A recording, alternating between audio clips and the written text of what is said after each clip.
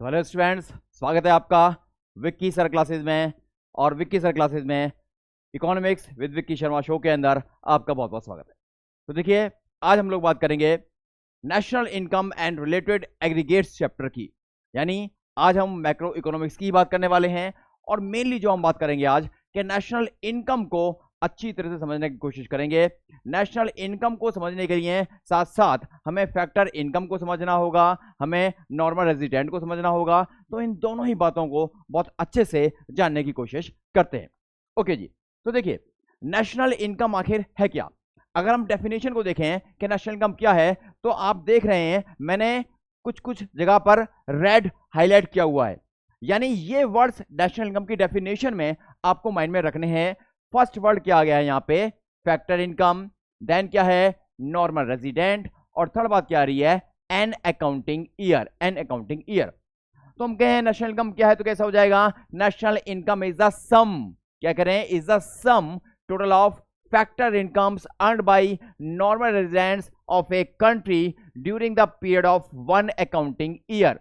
तो देखिए जो थ्री वर्ड्स हैं, इन वर्ड्स को समझना बहुत ही जरूरी है।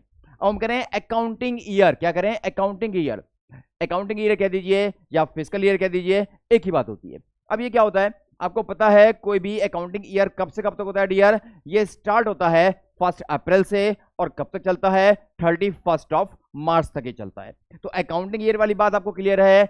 अकाउंटिंग ईयर कौन सा होता है, 1 अप्रैल को स्टार्ट होता है और 31 मार्च तक चलता है। ये तो क्लियर हो गया। अब दूसरा आपको समझना होगा कि फैक्टर इनकम क्या है। तो ये जानना बड़ा जरूरी है यहाँ पे कि फैक्टर इनकम होती क्या है। ओके जी, तो देखिए अगर हम जाने कि व्हाट इज फैक्टर इनकम, अगर हम जानने की कोशिश करें कि व्हाट इज फैक्टर इनकम, तो बात समझिए आप डियर, होता क्या है, किसी भी इकोनॉमी के अंदर मैक्सिमम 4 सेक्टर्स हो सकते हैं, मिनिमम 2 सेक्टर्स हो सकते हैं।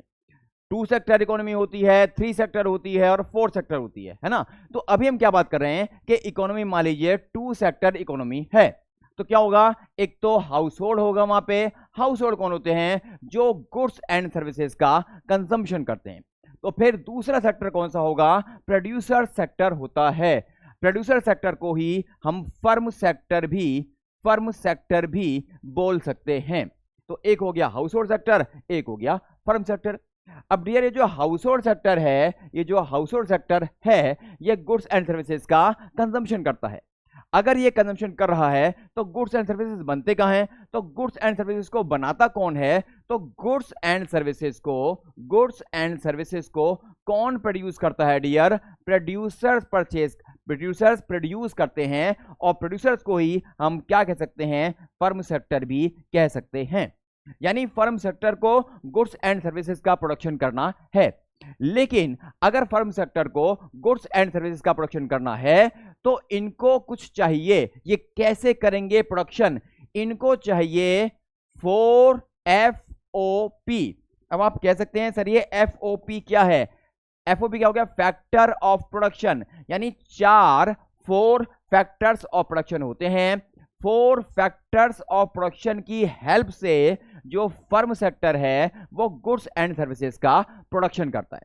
तो 4 FOP क्या है, देखिए 4 FOP की बात करें तो फर्स्ट हो जाता है लैंड। फर्स्ट क्या हो जाएगा डियर, लैंड हो जाएगा। फर्स्ट क्या हो गया लैंड, देन क्या हो गया लेबर, देन क्या हो गया कैपिटल, देन क्या हो गया एंटरप्रेन्योरशिप। तो लैंड क्या होगा, देखिए अगर प्रोड्यूसर को या फर्म सेक्टर को प्रोडक्शन करना है तो उन्हें कोई स्पेस चाहिए, है ना। स्पेस जहां पे होगा, जहां पे प्रोडक्शन कर सकते हैं, तो क्या चाहिए उनको, स्पेस चाहिए। फिर अगर प्रोडक्शन करना है तो उनको लेबर चाहिए। फिर अगर प्रोडक्शन करना है तो उनको पैसा चाहिए। अगर प्रोडक्शन करना है तो उनको एंटरप्रेन्योर चाहिए। तो ये जो 4 फैक्टर्स ऑफ प्रोडक्शन आप देख रहे हैं, ये जो 4 1 2 3 एंड 4 फैक्टर्स ऑफ प्रोडक्शन देख रहे हैं आप, ये हाउस होल्ड सेक्टर आप देख रहे हैं। ये जो एरो है डियर, ये जो एरो है ये इधर आ रहा है। यानी जो 4 FOPs हैं वो हाउस होल्ड सेक्टर प्रोड्यूसर को दे रहा है, ठीक है जी। अब अगर हाउस होल्ड सेक्टर प्रोड्यूसर को 4 FOPs दे रहा है, 4 फैक्टर्स ऑफ प्रोडक्शन दे रहा है, तो प्रोड्यूसर सेक्टर भी बदले में कुछ ना कुछ देगा। देख रहे हैं एरो इधर आ रहा है, यहां एरो इधर आ रहा है ना। तो प्रोड्यूसर सेक्टर क्या देगा? अब जरा सोचिए, अगर हाउस होल्ड सेक्टर ने फर्म सेक्टर को लैंड दिया है तो लैंड के बदले डियर क्या मिलेगा? जो प्रोड्यूसर है वो रेंट प्रोवाइड करेगा। क्या प्रोवाइड करेगा? रेंट। अगर यानी क्या, हाउस होल्ड सेक्टर ने फर्म सेक्टर को लैंड दी है तो प्रोड्यूसर सेक्टर इस लैंड को देने के बदले में क्या देगा? रेंट देगा हाउस होल्ड सेक्टर को। फिर अगर लेबर दे रहा है, हाउस होल्ड सेक्टर क्या दे रहा है? लेबर। तो फर्म सेक्टर क्या देगा? बदले में compensation of employees. Compensation of employees, आप इसे वेजेस एंड सैलरीज भी लिख सकते हैं। फिर अगर वो कैपिटल दे रहा है डियर, तो फर्म सेक्टर क्या देगा? इंटरेस्ट ऑन कैपिटल देगा। यानी हाउस होल्ड सेक्टर ने, जिसके पास पैसा ज्यादा है, फर्म सेक्टर को कैपिटल दिया है, तो फिर फर्म सेक्टर ने इस कैपिटल पर इंटरेस्ट प्रोवाइड किया है। किसको? हाउस होल्ड सेक्टर को। और लास्ट जो एंटरप्रेन्योरशिप है, इसके अगेंस्ट में क्या दिया जाएगा? प्रॉफिट दिया जाएगा। हम क्या समझने की कोशिश कर रहे हैं कि what is factor income? Factor income आखिर होती क्या है? तो हमने कहा, क्या house hold sector firm sector को गुड्स एंड सर्विसेज प्रोड्यूस करने के लिए 4 FOPs देता है। 4 FOPs देता है। जो 4 FOPs आप देख रहे हैं, कौन कौन से हैं? लैंड, लेबर, कैपिटल, एंटरप्रेन्योर, ठीक है ना, देता है। बदले में लैंड के फर्म सेक्टर रेंट देता है, लेबर के लिए कंपनसेशन ऑफ एम्प्लॉइज देता है, कैपिटल के लिए इंटरेस्ट देता है, और एंटरप्रेन्योर को प्रॉफिट देता है। तो जो अगेंस्ट में firm sector house hold sector को फैक्टर पेमेंट कर रहा है। क्या कर रहा है? Factor payment. इन 4 FOPs के बदले जो फर्म सेक्टर है वो हाउस होल्ड सेक्टर को फैक्टर पेमेंट जो कर रहा है डियर, वही हाउस होल्ड सेक्टर के लिए डियर क्या होती है?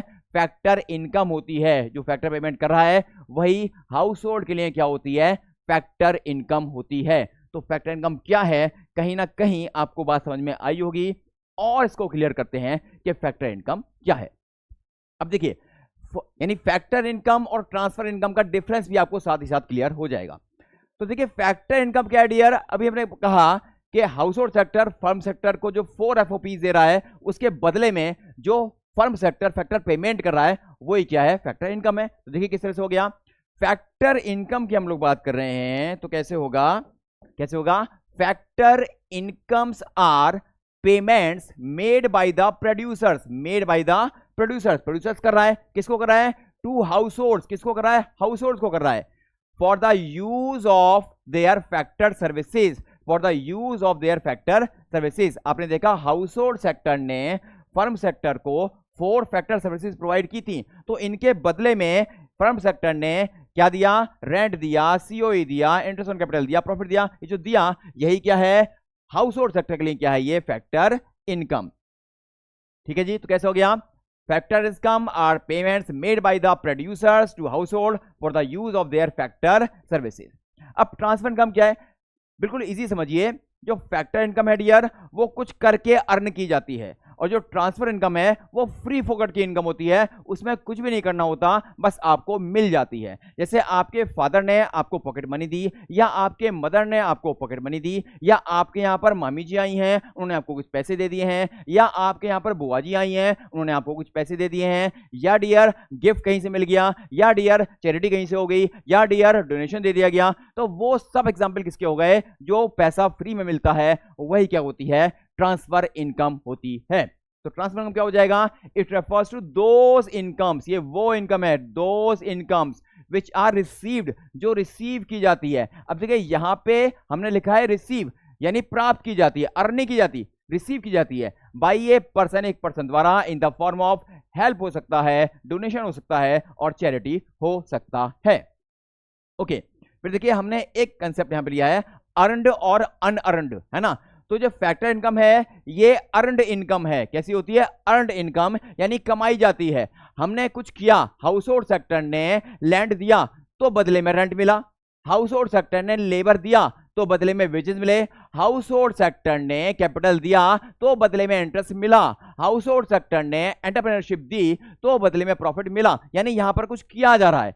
तो एक ऐसा कंसेप्ट हो गया यार जो अर्न किया जाता है। लेकिन वही बात करते हैं किसकी, हम ट्रांसफर इनकम की, तो ये अनअर्न्ड इनकम है, अनअर्न्ड इनकम है जिसमें कोई अर्निंग नहीं होती है ना, सिर्फ प्राप्त कर ली जाती है। ठीक है जी, तो अर्नड और अनअर्न्ड वाला कंसेप्ट भी क्लियर हो गया। फिर देखिए हम क्या करें, ये जो नेचर है इसकी, अगर नेचर वाले पॉइंट को देखें, it is a reward for rendering some services, यहां पे कुछ सर्विसेज दी जाती हैं, बदले में मिलता है पैसा, है ना। यहां पे क्या करें, ये जो इनकम है डियर ये यूनिलेटरल होता है। कैसा होता है, यूनिलेटरल। और यूनिलेटरल का मतलब क्या है, वन साइडेड। कैसी हो गया, वन साइडेड। जैसे फादर ने आपको पॉकेट मनी दी, तो फादर ने आपको पॉकेट मनी दी, बदले में आपने कुछ नहीं दिया। बुआ जी आपके घर पे आई, उन्होंने पैसा दिया, बदले में आपने कुछ भी नहीं दिया, है ना। तो ये वन साइडेड इनकम होती है, जहां पे सिर्फ एक साइड से कुछ किया जाता है, दूसरी साइड से कुछ भी नहीं होता है। वहीं बात करें अगर हम किसकी, फैक्टर इनकम की, तो डियर ये बाइलैटरल होता है। कैसा होता है, बाइलैटरल। ये कैसा हो गया, बाइलैटरल। ये कैसा हो गया, यूनिलैटरल। यहां पे दोनों तरफ से कुछ ना कुछ किया जाता है, यहां पर वन साइड से ही किया जाता है। ओके जी, फिर देखिए क्या, कंपोनेंट ऑफ नेशनल इनकम, जो फैक्टर इनकम है डियर वो नेशनल इनकम में इंक्लूड की जाती है। जो फैक्टर इनकम है वो नेशनल इनकम के अंदर इंक्लूड की जाती है, लेकिन जो ट्रांसफर इनकम है वो नेशनल इनकम के अंदर इंक्लूड नहीं की जाती है। अगर आप एग्जाम्पल देखेंगे कि कोई ट्रांसफर इनकम का एग्जाम्पल क्वेश्चन में आया हुआ है न्यूमेरिक क्वेश्चन के अंदर, तो आप उसको इंक्लूड नहीं करेंगे।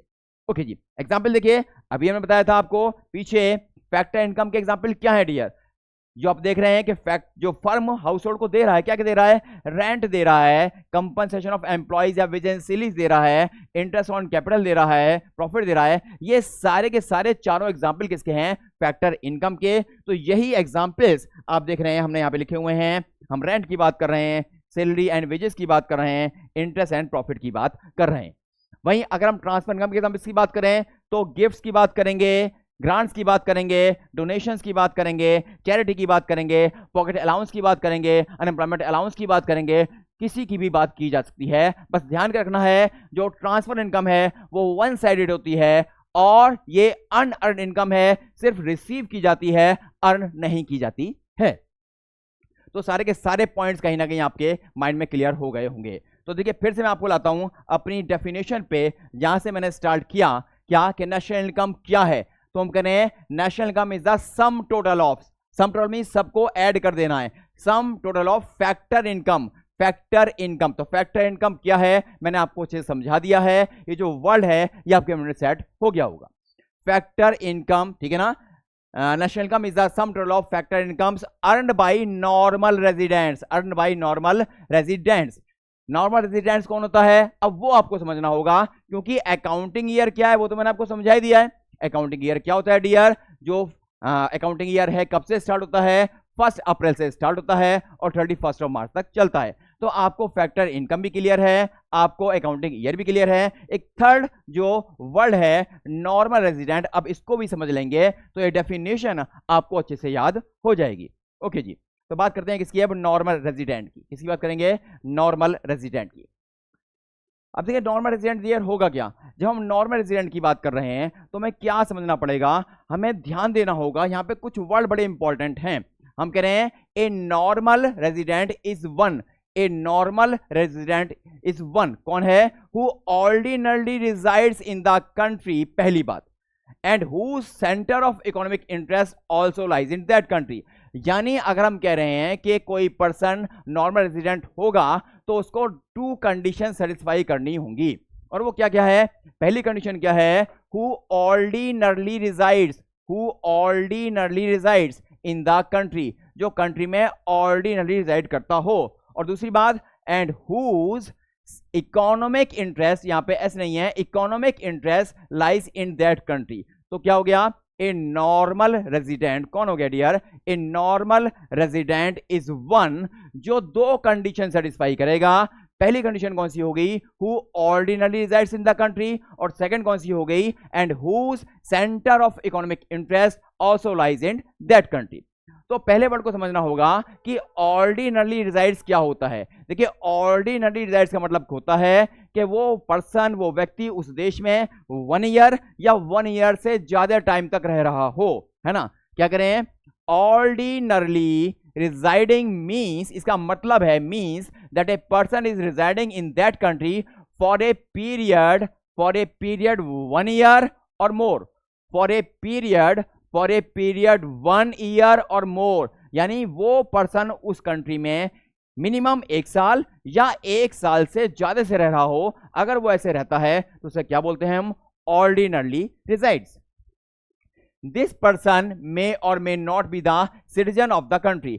वो पर्सन, अगर हम कह रहे हैं वो एक देश में 1 साल या 1 साल से ज्यादा से रह रहा है, तो वो उस देश का सिटीजन हो भी सकता है, नहीं भी हो सकता। यानी एक बात आपको समझ लेनी है कि नॉर्मल रेजिडेंट कोई किसी देश का हो सकता है, जरूरी नहीं है वो उस देश का सिटीजन भी हो। तो बिल्कुल सिंपल, हम क्या करें कि कोई पर्सन नॉर्मल रेजिडेंट होगा, ये 2 बातों पे डिपेंड करता है। पहली बात कौन सी हो गई, वो वहां पे उस देश में ऑर्डिनरी रिजाइड करता हो। दूसरी बात, उसका इकोनॉमिक इंटरेस्ट भी वहां पे लाई करता हो। अब ऑर्डिनरी रिजाइड का मतलब क्या है कि वो उस देश में कम से कम 1 साल या 1 साल से ज्यादा से रह रहा हो। ऑर्डिनरी रिजाइड का मीनिंग यही है। ओके जी, अब क्या गया, इकोनॉमिक इंटरेस्ट। सेकंड बात क्या, इकोनॉमिक इंटरेस्ट। इकोनॉमिक इंटरेस्ट का मतलब क्या है डियर, जो बेसिक हमारी इकोनॉमिक एक्टिविटीज हैं वो उसी कंट्री में करता हो। Production, consumption, investment, earning, spending, सारे का सारा इकोनॉमिक एक्टिविटीज अगर वो उसी कंट्री में कर रहा है तो हम कहेंगे कि वो उसका इकोनॉमिक इंटरेस्ट, उस पर्सन का इकोनॉमिक इंटरेस्ट उस देश के अंदर लाई करता है। और अगर ये दोनों बातें फुलफिल होती हैं, एक तो वो ऑर्डिनरी रिजाइड्स करता हो और उसका इकोनॉमिक इंटरेस्ट भी उसी कंट्री में हो, तो अगर दोनों बातें सेटिस्फाई हो रही हैं तो वो पर्सन उस देश का नॉर्मल रेजिडेंट, वो पर्सन उस देश का नॉर्मल रेजिडेंट माना जाएगा। यहां पे देखिए हम कह रहे हैं, ध्यान से आपको समझना क्या होगा कि दोनों ही कंडीशन सेटिस्फाई होनी चाहिए, हु ऑर्डिनरी रिजाइड्स, और यहां पे एंड लगाया गया है। क्या लगाया गया है, एंड, यानी एक कंडीशन सेटिस्फाई होगी तो नॉर्मल रेजिडेंट नहीं माना जाएगा।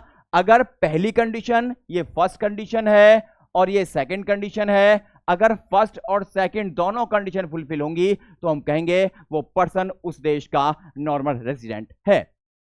बिल्कुल सिंपल। अगर बात करें इकोनॉमिक इंटरेस्ट की, तो इकोनॉमिक इंटरेस्ट मींस, इसका मतलब है that he carry out of all his economic activities, सारी की सारी economic activities like production, consumption, investment, earnings, spendings, वो वहीं कर रहा है अगर, तो वो क्या कहा जाएगा कि उसका इकोनॉमिक इंटरेस्ट भी उसी कंट्री में लाई करता है। ओके जी, सारी बात क्लियर हो गई। यानी शॉर्ट में बिल्कुल समझ लीजिए क्या हो गया, नॉर्मल रेजिडेंट कौन है, जो 2 कंडीशन सेटिस्फाई करेगा, ऑर्डिनरी रिजाइड करता हो उस कंट्री के अंदर और उसका इकोनॉमिक इंटरेस्ट भी उसी कंट्री में लाई करता हो। ओके जी, फिर देखिए क्या है, normal residents of a country include, normal residents of a country में क्या क्या इंक्लूड किया जाएगा।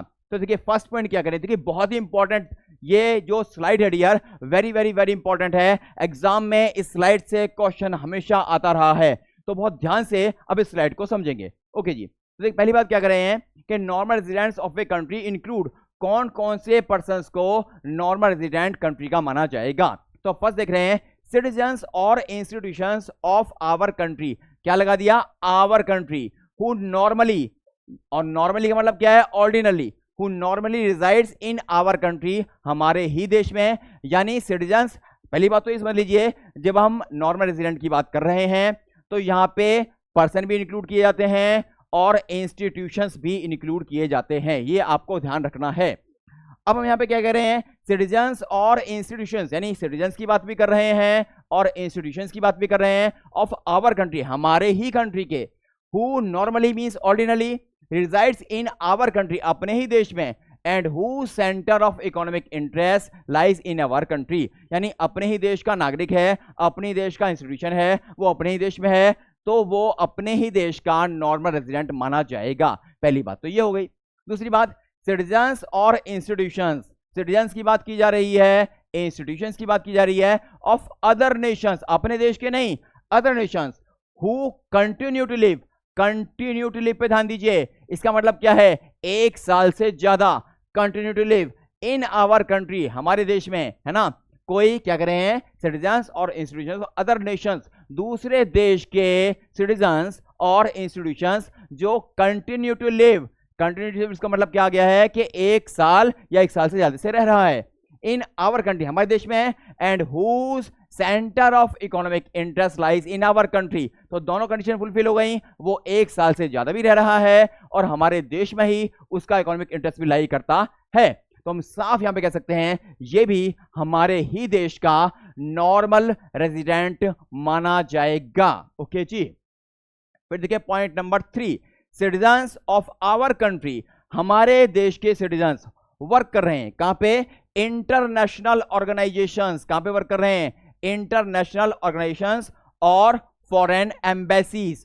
या तो इंटरनेशनल ऑर्गेनाइजेशंस में काम कर रहे हैं वो, या फॉरेन एम्बेसीज। अब एम्बेसी वर्ड आपके लिए नया हो सकता है, आप इसको बिल्कुल ऐसे मानिए जैसे कनाडा में हमारी एम्बेसी है, कनाडा कंट्री के अंदर इंडियन एम्बेसी है। तो वो किस लिए बनाई जाती है कि कनाडा में जो इंडियंस रह रहे हैं अगर उनको कोई प्रॉब्लम आ रही है तो वो इंडियन एम्बेसी में जाते हैं और उनकी प्रॉब्लम्स का सॉल्यूशन किया जाता है। तो डिफरेंट कंट्रीज में अब कोई भी कंट्री डिफरेंट कंट्रीज के अंदर अपनी एम्बेसी स्टैब्लिश करता है। जैसे इंडिया डिफरेंट कंट्रीज में अपनी एम्बेसी स्टैब्लिश कर रहा है, वैसे ही अदर कंट्रीज भी इंडिया में एम्बेसीज स्टैब्लिश करते हैं। ओके जी, तो क्या करें, सिटीजन्स ऑफ आवर कंट्री, हमारे देश के सिटीजन्स वर्क कर रहे हैं इंटरनेशनल ऑर्गेनाइजेशन जैसे IMF, international monetary fund, international monetary fund में, यानी हमारे देश का सिटीजन है और वो IMF में काम कर रहा है डियर, है ना, ये कह रहा है वो। और फॉरेन एम्बेसी, या वो किसी फॉरेन एम्बेसी, जैसे इंडिया में अमेरिकन एम्बेसी है तो इंडिया का सिटीजन अमेरिकन एम्बेसी में काम कर रहा है। तो डियर अगर ऐसा है तो वो इंडिया का ही नॉर्मल रेजिडेंट माना जाएगा, वो इंडिया का ही नॉर्मल रेजिडेंट माना जाएगा। ओके जी, पॉइंट नंबर 4 देखेगा, सिटीजन्स ऑफ आवर कंट्री, हमारे देश के citizens who are living abroad, जो अब्रॉड में काम कर रहे हैं, है ना, citizens of our country who are living abroad, abroad में लिव कर रहे हैं, but not for a period of 1 year, लेकिन 1 साल वहां पे रहते हुए हुआ नहीं है, तो वो काम तो किसी दूसरे देश में कर रहा है। लेकिन मान लो एक इंडिया का पर्सन है, मान लीजिए एक सुमित एक पर्सन है इंडिया का, और वो जो अमेरिका देश है उसमें काम कर रहा है, लेकिन अमेरिका देश में काम करते हुए अभी उसे 1 साल नहीं हुआ है ना, तो वो नॉर्मल रेजिडेंट इंडिया का ही माना जाएगा। साफ कहा गया है, but not for a period of 1 year, लेकिन वहां पे रहते हुए उसे 1 साल नहीं हुआ है। And who centre of economic interest lies in home country, home country means India में, उसका इंटरेस्ट अमेरिका में नहीं है, कहां पे, इंडिया में। तो दोनों सेटिस्फाई कंडीशन किसके लिए हो रही है, इंडिया के लिए हो रही है। तो ये नॉर्मल रेजिडेंट कहां का माना जाएगा, इंडिया का ही नॉर्मल रेजिडेंट माना जाएगा। अब देखिए बहुत इंपॉर्टेंट पॉइंट है, very very very important, border workers. देखिए ये क्या है डियर, इंडिया, ये क्या है चाइना, और ये है इंडिया चाइना का बॉर्डर। अब एक पर्सन है जो इंडिया में रहता है, जो कहां रहता है डियर, जो इंडिया में रहता है, जो इंडिया में रहता है ना, और चाइना में काम करता है। तो रहता तो इंडिया में है, लेकिन ये क्या करता है, इंडिया में रहकर डेली बॉर्डर क्रॉस कर रहा है। ये जो है ये बॉर्डर है, ये बॉर्डर है इंडिया और चाइना का। तो ये डेली पर्सन आ रहा है, चाइना में काम कर रहा है, और शाम को ये पर्सन दोबारा से इंडिया में आ रहा है। तो देखिए होगा क्या यहाँ पे, जब ये काम करने के लिए जाता है चाइना में, अच्छी बात है, लेकिन शाम को इंडिया में ही लौट आता है, तो ये जो पर्सन है ये इंडिया का ही नॉर्मल रेजिडेंट कहलाएगा, ये इंडिया का ही नॉर्मल रेजिडेंट कहलाएगा। यानी मतलब क्या है कि बॉर्डर वर्कर्स जो एक देश में रहते हैं लेकिन काम के लिए दूसरे देश में चले जाते हैं, लेकिन शाम को अपने ही देश में लौट आते हैं, तो वो उसी देश के एनआर माने जाते हैं जिस देश में वो, जिस देश को वो बिलोंग करते हैं या जिस देश में वो रहते हैं। तो देखिएगा कैसे हो गया, बॉर्डर वर्कर्स और persons who cross the border, जो बॉर्डर क्रॉस कर रहे हैं, who cross the border, who cross the border between 2 countries regularly, लगातार कर रहे हैं, regularly in order to work in one country are the residents of the other country which they belong। तो किसके माने जाएंगे, which they belong, not of the country in which they work। जहां पे वो काम कर रहा है, जहां पे वो काम कर रहा है वहां का एनआर नहीं माना जाएगा। कहां का माना जाएगा, जहां वो बिलोंग, जिस देश को वो बिलोंग करता है, जहां वो रहता है। ओके जी, फिर देखिए point number 6, officials, diplomats and member of arm forces. देखिए हमारे देश के ऑफिशियल्स या हमारे देश के ऑफिशियल्स या हमारे देश के डिप्लोमेट्स या हमारे देश के मेंबर्स ऑफ आर्म फोर्सेस, ये अब्रॉड में कहीं काम कर रहे हैं, है ना, ये कहीं भी काम करें डियर, ये एनआर किसके माने जाएंगे, इंडिया के ही एनआर माने जाएंगे। तो ये 6 पॉइंट्स सारे के सारे मैंने आपको समझने की कोशिश की है कि एनआर किसके माने जाएंगे, ये एग्जाम्पल के साथ आपको समझने की कोशिश की गई है। अब क्या डियर, कौन एनआर नहीं माना जाएगा, कौन एनआर नहीं माना जाएगा? तो normal residents of a country do not include, यहां हम कह रहे हैं डू नॉट इंक्लूड, यहां हम क्या करें dear, do not include, include नहीं किए जाएंगे। और इससे पहले हम क्या कर रहे थे, कौन से इंक्लूड किए जाएंगे, तो ये अपने ही देश में इंक्लूड किए जाएंगे। अब मैं एग्जांपल यहां पे किसके ले रहे हैं कि कौन से इंक्लूड नहीं किए जाएंगे। तो क्या करें, फर्स्ट पॉइंट देखिएगा, बिल्कुल सिंपल है, क्या करें, foreigners who visit a country for travelling, यानी क्या फॉरेनर्स आ गए, foreigners who visit a country for travelling, holiday, medical treatment, studies, है ना, कॉन्फ्रेंसेस अटेंड करने के लिए आ रहे हैं। तो अगर कोई ऐसे कर रहा है तो वो उस यहां पे घूमने के लिए आए हैं, वहां के एनआर नहीं होंगे, बल्कि जिस देश को बिलोंग करते हैं वो एनआर वहीं के माने जाएंगे। ओके जी, फिर सेकंड नंबर पे देखिए, officials, diplomats, members of arm forces and ambassador of other countries posted in our country. कौन कौन से ऑफिशियल्स हो गए, डिप्लोमेट्स हो गए, मेंबर ऑफ आर्म फोर्सेस हो गए, या एम्बेसडर हो गए जो अदर कंट्री के हैं लेकिन हमारे देश में इनकी पोस्टिंग की गई है। तो अभी मैंने आपको बताया था, जैसे पहले पॉइंट था हमारा, क्या था कि हमारे देश के ऑफिशियल्स, हमारे देश के डिप्लोमेट्स, हमारे देश के मेंबर्स ऑफ आर्म फोर्सेस या एम्बेसडर किसी और देश में थे तो वो अपने ही देश के नॉर्मल रेजिडेंट माने जाते हैं। उसी तरह से डियर आप यहां पे ध्यान से देखिए जरा, जो अदर कंट्रीज के हैं, है ना, officials, diplomats, member of arm forces या एम्बेसडर जो अदर कंट्रीज के हैं लेकिन पोस्टिंग हमारी कंट्री में की गई है, तो ये हमारी कंट्री के एनआर नहीं माने जाएंगे। ये किस देश के माने जाएंगे, जिस कंट्री को ये बिलोंग करते हैं।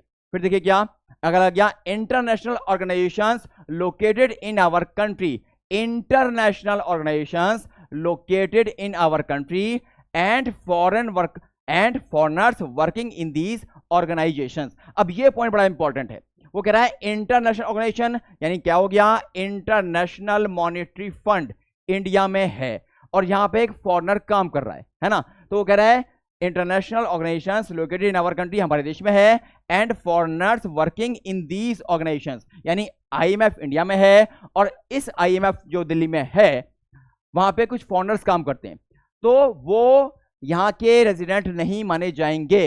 किस देश के माने जाएंगे, जिस देश को वो बिलोंग करते हैं। लेकिन एक बात आपको यहां पे ध्यान रखनी होगी कि अगर उस पर्सन को यहां पे रहते हुए मोर देन 1 ईयर हो जाएगा तो फिर वो इंडिया का ही रेजिडेंट माना जाएगा। ओके जी, फिर फोर्थ पॉइंट देखिएगा, crew members of foreign vessels. अब फॉरेन वेसल्स मींस क्या कहना चाह रहे हैं कि फॉरेनर्स के शिप्स हैं, फॉरेनर का कोई एयरक्राफ्ट है जो लगातार क्या कर रहा है, बॉर्डर क्रॉस कर रहा है, तो वो भी डियर जो फॉरेन मेंबर्स के क्रू मेंबर्स हैं वो उसी देश के नॉर्मल रेजिडेंट माने जाएंगे जिस देश को वो बिलोंग करते हैं। एक लास्ट पॉइंट देखिएगा, foreigners who have come to our country for installing machinery. अब आपने देखा इंडिया ने क्या मेट्रो स्टार्ट किया था, तो मेट्रो को स्टार्ट करने के लिए इंडिया में टेक्नोलॉजी को स्टार्ट करने के लिए जापान से बहुत सारे लोग आए थे, लेकिन ये इंडिया में बसने के लिए नहीं आए थे, एक मशीनरी को इंस्टॉल करने के लिए आए थे। तो ऐसे लोग भी अपने ही देश के एनआर माने जाते हैं, यानी जो जापानीज इंडिया में मेट्रो को स्टार्ट करने के लिए आए, एक सॉफ्टवेयर को स्टार्ट करने के लिए आए, वो इंडिया के एनआर नहीं माने जाएंगे बल्कि जापान कंट्री के एनआर माने जाएंगे। तो ये पांचों के पांचों पॉइंट आपको माइंड में रखने हैं। ओके जी, तो देखिए इतना सब करने के बाद में ये जो आप देख रहे हैं प्रैक्टिस आपको करनी है। ये सारे के सारे जो क्वेश्चंस हैं आपको कमेंट बॉक्स में बताना है कि यहाँ पे नॉर्मल रेजिडेंट माना जाएगा तो किस देश का माना जाएगा, और यहाँ पे यानी कि नॉर्मल रेजिडेंट है या नहीं, नॉर्मल रेजिडेंट है या नॉर्मल रेजिडेंट नहीं है ना, ये आपको कमेंट बॉक्स में आंसर करना है। मिलते हैं बहुत जल्दी ही नेक्स्ट क्लास के अंदर, तब तक के लिए take care, bye bye, all the very best.